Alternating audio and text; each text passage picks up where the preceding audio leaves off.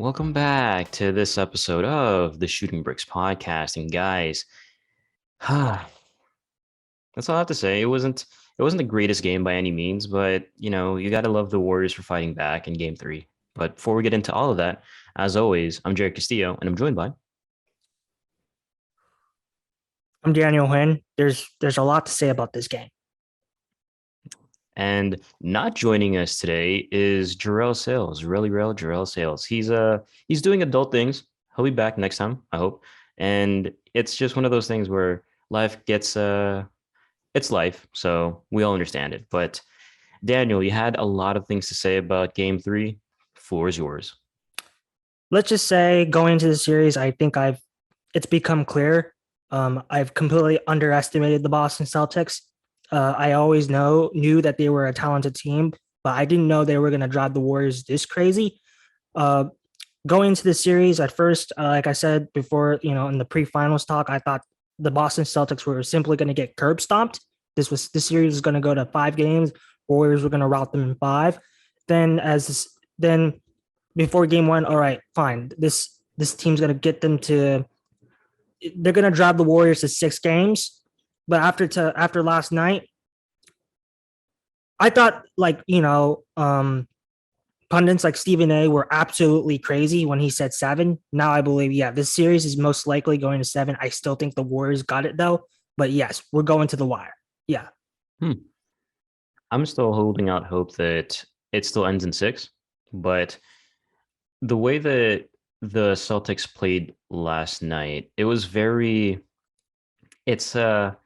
reminded me of the 1991 Chicago Bulls because if you recall, it was the Los Angeles Lakers. They haven't been to the Lakers in so long, and then here comes this young upstart Michael Jordan, Scottie Pippen, and whoever else, right? And people were expecting the Lakers to win that series, but then the Chicago Bulls dispatched the Lakers in 5. Now, I'm not saying that the Celtics will dispatch the Warriors in 5, but simply put, it could potentially happen because as Curry and Thompson, right? The Splash Brothers had a great game, right? They had, Fantastic. yeah, they had 56 combined points. Andrew Wiggins did his thing, and we know G talks about Andrew Wiggins. If he gives anywhere between 15 to 20 points, he's doing his job. But we can't let the Warriors can't let Marcus Smart go off for 24 points, right? If I did the math right, Jason Tatum had 26, Jaylen Brown had 27, Marcus Smart had 24.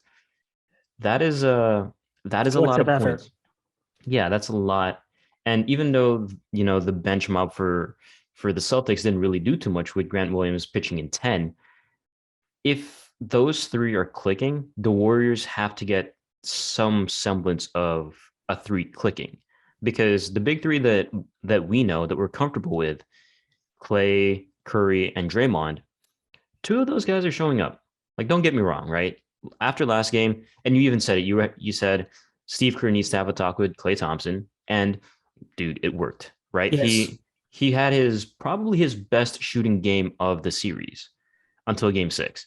But it's one of those things where they're Draymond Green is becoming more of a liability than anything else, right? Do you have anything to say about that? The problem with Draymond is I'm sure from a coach's perspective, he's giving some sort of impact. But speaking as a casual and an NBA fan, I don't feel Draymond's impact anywhere, defensively or offensively. Offensively, he's completely gone. Like, might as well file a missing persons report at the police. He's Right. not there. He's just not there. All you see of Draymond is just whining to the ref. He's doing absolutely nothing. He's contributing zero, nada. It's an obvious sign like this Draymond is not the Draymond of 5 years ago. He's just like he's always been an annoying nuisance, but Yeah. he's just mostly that to this point. He's just there's no substance at all. Yeah, at this point, going to what you were saying, it's like he's become more of a detriment than an actual asset because according to StatMuse, Draymond in 3 games has as many fouls as points, more techs than threes, more turnovers than baskets, and he's averaging 5 points, 7 rebounds. Wait, he's averaging 5, 7, and 5 on 26% shooting, 0% from three, and 50% from free throw line. So it's one of those things where, okay, what is going on? Because we talked about it after, was it after game one, where if you're Steve Kerr, you try to game plan to try and fit his style of play somewhere. But if he's giving you almost next to nothing on offense and almost nothing on defense because he's just talking all the time. If you're Steve Kerr, what do you do? Because for me, I would just say, dude, like you have more podcast episodes in this finals series than blocks. Yep. You need to focus. Right now is not the time to do a podcast after every game. We're playing for a championship lives. This could be our last hurrah. We need you to be you. Even last year, like he was vocal, he was productive, most importantly, and he had that defensive intensity. We're just not seeing it this time, and it's very it's very jarring as a Warrior fan to see how ineffective he's been. Like, yes, his defensive stats and whatever else, but even on that end, he fouled out yesterday. What, Yeah. after like 3.5 quarters or something? Yeah. I mean, the Warriors as a whole struggled with fouls, but especially him. Especially him. Yeah, and the thing was too, like as you wrote down in the notes here, and thank you for that. The Warriors, they were able to bring it to 83-82 after leading by or after being down double digits at the half. So there was something there. The third quarter Mhm. Warriors were working because they outscored Yes. the Celtics 33-25. So what if you're pulling this comeback, if you're trying, and then one of your stars, one of your big three just kind of like, you know, craps the bed, like how do you account for that? It's, going into the series, one of the things I did completely like scoff at the Boston Celtics immediately were their bigs. I didn't really think, since we live in a jump shooting league, I didn't think Boston's bigs were going to be that impactful, but they definitely are. They are one of the big reasons why the Celtics won last night was because they simply out hustled Golden State in the paint. They completely dominated in the paint, and it's kind of related to Draymond Green just not showing up. They had what, like 50 something points in the paint compared to Golden State's like 26 ish points in the paint. 52 points. Celtics had 52, Warriors had 26. Unacceptable, Yeah. unacceptable. And the Celtics completely obliterated the Warriors in second chance points. Mm-hmm. Near, especially in the fourth quarter, there were so many times where like, whoa, how is Boston getting this many offensive rebounds? Like Golden State, get the ball, get the ball. If you keep letting them have the ball, they're gonna eventually score. And it you talk about the third quarter comeback, Jared. There was obviously something there, but other factors like Draymond not being there, players committing too many fouls. I just think what happened was in the fourth quarter, they were on the road for the first time in the series. They were in the hostile Boston crowd. I don't care what anyone says, regardless of any sport, Boston sports teams, especially in the playoffs, their fan crowds are very intense. It was very overwhelming in that building last night. And I think what happened was Golden State, more than anything, they just simply got tired out. You could simply tell in their body language that these guys were exhausted, and that's where I think that fourth quarter happened, where they became very sloppy, turnover prone, and they could not they just stopped hitting their shots. So if anything, last night fatigue killed the Warriors. Yeah, and just a few points before we get to your crowd point and the fourth quarter. So the Celtics got 15 offensive rebounds to the Warriors 6, and the Celtics outscored the Warriors 22-11 in second chance points. So, like you mentioned, the size differential was just something else completely. And if Kevon Looney, as big as he is, he's just one dude, right? Yeah, not enough. He's not enough. He didn't even play in the fourth quarter. Like, and that's kind of interesting because the Warriors went uber small because they had Jordan Poole, Curry, Thompson, Draymond, and Wiggins to be like the closing unit. But you got to get size in there, man. Like, you really have to get size because the Warriors shot 33% from the field in the fourth, and they shot 11%. They shot 1 of 9 from the 3-point land in the fourth At, quarter. they were abnormally terrible from shooting last night. It was kind of strange to see, especially from three. Yeah, and I think it goes back to your point of one, the kind of like the tiredness, right? The fatigue, and then also the hostile crowd, which if I just want to plug something in here real quick, like you said that correct me if I'm wrong, but the Boston Celtics, Boston sports fans, they're very Rowdy. They're a passionate bunch. You got to give it to them.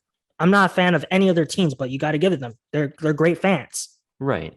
And there's something to be said about being passionate, but also being a jerk, because a lot of the players, I think Clay and Draymond spoke about, and Steve Kerr actually, they said about how these fans were shouting obscenities at the players, and they're shouting all of these horrible, nasty things with the players' families and their kids in the stands. And it's like, okay, well, I get it. You're into the game. You love the Celtics. You love whatever team, but tone it down a bit, because over the last few seasons, we've seen rowdy fans, like fans spitting at players, throwing things at players, throwing beer. Throwing cups of water onto the court, Yeah, right. spitting on Trey Young. Yeah, right. Yes. So there's a lot of these, like, I get it. Sports, great. Just tone it down a bit. And I think as much as the players don't want to say anything about that, maybe that might have something to do with how poorly they played in the fourth. Because, like you said, fatigue and Yes. just, And it gets and to you. yeah, it gets to you. It, like, after a while, like, people can say, "Oh no, it doesn't bother me," but Oh, it will. yeah, no. After a while, just that constant, like, it's like a woodpecker, right? Yes. Just, and then all of a sudden, it's like, "Oh, stop!" You know. Obviously, they're not going to say it because they're they're better than most people, but it is what it is, right? Like, it is one of those things where you just have to take that into account, no matter what people say. But speaking of what people say, what did you have to say about the first half? What did you see in the first half that kind of, in a way, set the tone for the rest of the game? Because the Celtics basically won the first half handedly. I think that's where the Warriors mostly won. They mostly lost the game in the first half. They did so poorly in the first half that they set incredible, like sky high, like expectations in the second half, which they couldn't live up to. What Boston did right in the first half was they came out simply put, it's not rocket science. They came out aggressive. They came out with a lot of energy. They let the crowd fed into their composure throughout the game. So I mean, especially, let's just put it, Jaylen Brown is probably my MVP for Boston last night. He scored around 24 points, but every time Golden State seemed to come back, try to counter, Jaylen Brown and the Boston Celtics were right back to give another counterattack. It happened multiple times throughout the game. Jaylen Brown, like Jason Tatum had around 26 points last night, but it was a very quiet 26 points. But Mhm. Jaylen Brown's 24-ish points were a very loud 24. He 27. 27. It was just impactful. It just kind of, the way he attacked the Warriors last night, it kind of rocked them. And I got to give props to what Jaylen Brown did, because without him, Boston probably does not win last night. Oh no, for sure. And to Jaylen Brown's credit, he dropped 17 on 6 of 9 shooting, nice, in the first quarter alone. So Yes, it's one of those situations where it's like, all right, dude, we know Jaylen Brown is going to get hot in the first quarter. What do we do to basically not shut him down, but slow him down? Because correct me if I'm wrong, but every single first quarter of this series so far, Jaylen Brown has been the guy. he has been. And then Jason Tatum takes over toward the end. So if you can just find a way to slow him down, instead of giving him 17, give him 10, while also limiting Jason Tatum to only two shots, two shots in the first quarter, I think that'll be a solid game plan. That's just me though. And the Warriors and their coaching staff, they make a lot more money than I do to figure this out. But I'm just spitballing here, and I'm sure they know this, but maybe try and slow down Jaylen Brown, because he's doing a lot of damage. And I think that's kind of like important to slow the Celtics down. If the Warriors are going to win this series, and I believe they will, they're gonna have to win from their jump shooting because they can't win it down in the paint. It's the most surprising thing in this series so far. I completely underestimated their Boston's bigs, their size. I didn't really think it was going to be a factor once again. But what the Warriors need to do, you just got to slow their other prime perimeter players down. Which means, yes, I do agree. That means the Warriors have got to figure out how to slow Jaylen Brown down and limit Jason Tatum's production because it's you know they already have one advantage already, and like, but the Warriors at the end of the day they have Steph and Clay and the Splash Brothers. So if anyone that can figure this out, it's the Golden State Warriors as of this moment. Right. And I'm not going to throw too much into it, but the Warriors had 23 fouls and the Celtics had 17 in a game reffed by Scott Foster. And we all know Scott Foster's infamous history when it comes to reffing specific basketball games. I think he's 13-0 whenever he's reffing. No, the Boston Celtics are 13-0 whenever he's reffing one of their games or something like that. And again, I'm not trying to put put fuel on like a small fire, but I'm just saying that is a thing. But at any rate, that's neither here nor there. But yeah, so anyone else from the Celtics stand out for you? Honestly, I have to give credit. It's just Boston's bigs. They're one collective effort. They Yeah, don't give you like 20 a night, but they give you like a bunch of sevens, eights, maybe a little bit of a fives, and it just accumulates into this one big collective effort, and it eventually affects the game, and that's what we've been seeing in the series so far.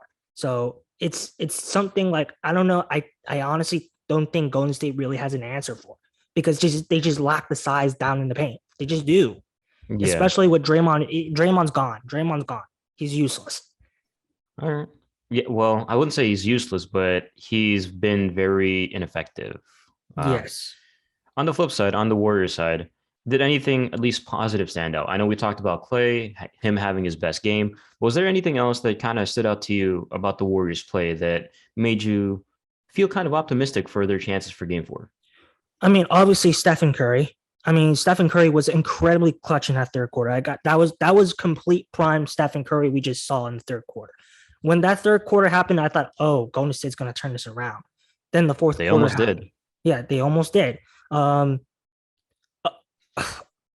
honestly, I will give credit to Andrew Wiggins. Andrew Wiggins is doing his job. I wanted to see more from Jordan Poole last night, and we didn't really get that. It was like, what happened? He reverted back to game one, Jordan Poole. Yeah, that's basically the occurrence there. So, like, Steve Kerr has a lot on his plate right now. So I'm not really envious of him at all. Overall, I think this series is going to 7 games. We're going to seven. We're going to seven. All right, we're going to seven. So with that in mind, I just wanted to ask you, what do you think are the odds that this goes 3-1 after game four? And what do you think are the odds that it becomes 2-2 after game four? I think it's a 75% chance that this series goes 2-2. I think this Warriors team is simply too experienced. Boston is simply too raw to completely double down on their advantages because they're such a young team. And we know young teams in these high pressure situations, they normally fold. So Mm-hmm. I think game four is going to be another close game, but I think the Warriors will punch out a 5 to 7 point victory on Friday night. 5 to 7 point victory. Yes, a 5 to 7 point victory on Friday night. It's going to be close throughout the game, but I think the Warriors figure out somehow in the second half and they pull through. Okay, 5 to 7 point victory. Obviously, I'm going to have the Warriors taking game four, and it's going to be again the third quarter. Like I don't know how to explain this. I don't think anyone can explain this, but the third quarter is that quarter for the Warriors. Bread and butter. Yeah, like they should do like a peer reviewed study or something about why it is. What about the third quarter makes the Warriors so effective? Because in every game we've seen, quite honestly, it should be 2-1 to the Warriors, because had they not fumbled the bag in game one because of that third quarter explosion that they had, like this is very easily 2-1. Like, no doubt. It could be with the fact that there's such a jump shooting team, and like, jump shooting teams they go on hot streaks. And I guess halftime pep talks do a lot to you. And that's why they come up so hot. I that's the best way to describe. Just no, it just happens. I guess pep talks, jump shooting, whatever it is, it's just it happens. So, but yeah, no, I'm gonna say the Warriors they're gonna win in a blowout, game four. It's going to be again a patented third quarter run that decimates the Celtics' hopes and dreams. And then I'm hoping that because of that third quarter decimation, the uh the Celtics lose all hope of playing again, and then they lose game 5 and 6, and then the Warriors take them the championship. So I don't see the series going out that way. I think Warriors win game four. They're gonna go back home. They're gonna steal one. I shouldn't really say steal. They're gonna win game five, but they're gonna go home motivated for game six. They're gonna win that. But Golden State, with all the experience in the world, closes out the series in seven. 10-point win.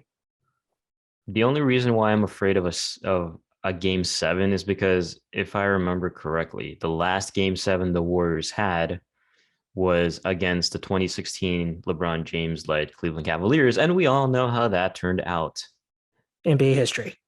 Yes, in the worst way possible, at least for me. For everyone else, it probably would have been great, but yeah, there's a reason if you look at that that banner right there, it says 2015 missing 2016. Yes. So, I mean, let's just hope for the best. Being very optimistic, it ends in six, but it could be seven, like you said. But some quick hitters here before we wrap things up. So I don't know if you recall correctly where the incident was where Al Horford dove into Stephen Curry's legs. Do you remember what quarter that was?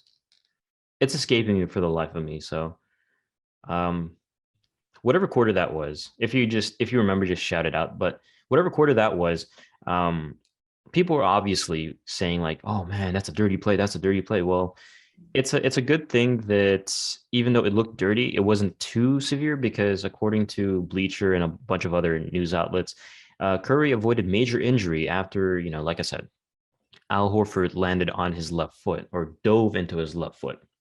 So the Warriors are optimistic he'll play in Game Four, and it's very interesting that this happened because the Celtics have a strange history with diving into Curry's lower extremities. Because on March 17th, Marcus Smart did the same thing, diving for a loose ball, and that caused Curry to be out for like a few weeks, maybe even a month, because he dove into his ankles. So, any quick thoughts on that? Just trying to.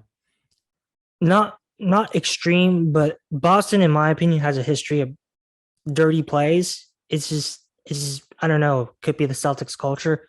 I mean, as far as but like 2015 ish, when one of their players, broke Kevin Love's arm, literally. Yeah, pulled it out. Kelly Olynyk. Yeah, Yeah, Kelly like Olynyk. It was yeah, like, right. what the so it's like this is typical Boston. They're scrappy. Let's just say Scrappy. yes. Quotation marks. Scrappy. Historically, too, Kurt Rambis getting clotheslined in like the '84 Yeah. finals. I think that's when people say, "Oh, players today can't hang with the players of the '80s." I think that's the main thing that they pay attention to is like Kurt Ram is getting clotheslined by what Kevin McHale, I think, on that fast Yeah. break layup. Yes. So who knows, right? If people are diving into their legs, I think that's almost as bad as getting clotheslined. Yeah. But to be fair, I've never been clotheslined, so and I don't plan on getting clotheslined. I don't like. I feel like that's a really iffy situation to find yourself in. Yes. Not fun. Not fun for anyone. You've been clotheslined before? No. No. I Okay. don't want to. If I've watched enough wrestling shows, it's never good. Yeah, no. Especially if you're running full speed, you're kind of getting up in the air, and then all of a sudden this flying like forearm just comes out of nowhere and like Boom. decks you. Yeah, right. Decks you in the face. But hopefully that doesn't happen in this series. But knowing Draymond, something like that might happen. But at any rate, We got the Warriors winning game 4. You have the Warriors winning in 7. I got the Warriors winning in 6. So, Yes. any last things to say before we wrap things up? Good luck to the Warriors. Just good luck. Good luck. I hope you figure it out. Me too. I will echo that sentiment. Good luck to the Warriors, as the viewers can probably tell. Good luck to the Warriors, and fingers crossed, knock on wood, everything good goes the Warriors' way, or else I'm going to be very sad for like the next 2 weeks. But at any rate, if you don't want to make us sad, don't forget to subscribe to the Shooting Bricks podcast and leave a review on your platform of choice. It really helps us out. Lastly, make sure to follow us on @podcastbricks on Twitter, @Shooting Bricks Podcast on Instagram, and @The Shooting Bricks Podcast on YouTube for all the news and the video of this episode of the Shooting Bricks Podcast. And as always, I'm Jarrod Castillo. I'm Daniel Nguyen. Everyone, don't forget to watch For All Mankind this week and a new Boys episode this Friday. But yeah. And joining us in spirit, it's your boy, Relly Rel Jarrell Sales. And we will see you guys next time.